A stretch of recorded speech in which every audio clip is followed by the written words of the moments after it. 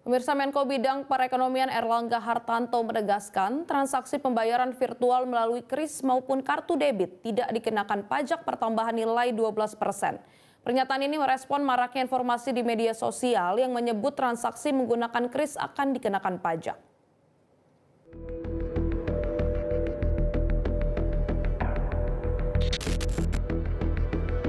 Marak beredar informasi bahwa transaksi pembayaran virtual melalui QRIS atau kartu debit akan dikenakan pajak pertambahan nilai atau PPN sebesar 12% pada tahun 2025. Menanggapi kabar tersebut, Menteri Koordinator Bidang Perekonomian Erlangga Hartarto menegaskan pajak hanya dikenakan untuk nilai barang, bukan untuk sistem pembayarannya. Jika masyarakat bertransaksi menggunakan QRIS atau sistem pembayaran virtual lainnya, tidak akan dikenakan pajak PPN 12%.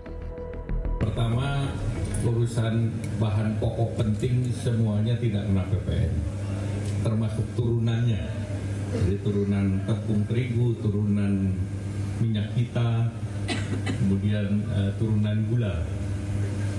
Nah, kemudian yang kedua, payment system. Sekali lagi payment system. Hari ini rame QRIS, itu juga tidak dikenakan PPN. Jadi KRIS tidak ada PPN. Pakar ekonomi Fitra Faisal Hastiadi mengatakan, transaksi elektronik atau digital sebenarnya bukan objek pajak baru. Menurutnya, QRIS sebagai sebuah platform memiliki biaya pemeliharaan dan inilah yang dikenakan pajak penambahan nilai.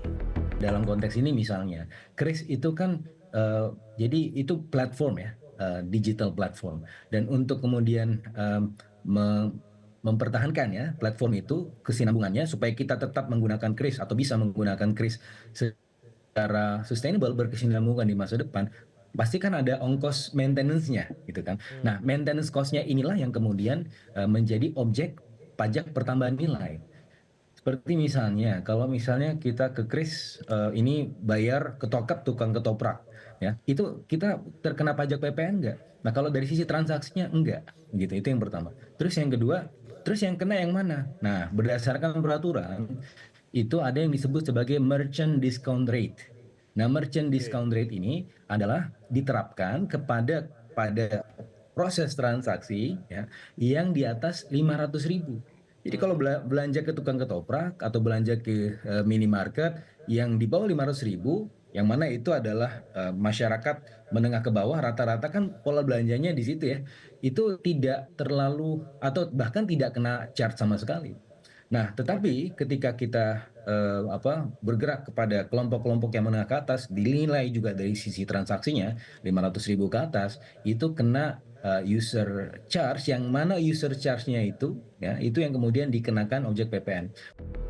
Pemerintah resmi menaikkan PPN menjadi 12% mulai 1 Januari 2025, kecuali untuk bahan pokok dan layanan masyarakat seperti tarif tol, kesehatan, pendidikan, serta jasa khusus. Tim Liputan, Metro TV. Jelajahi cara baru mendapatkan informasi. Download Metro TV Extend sekarang.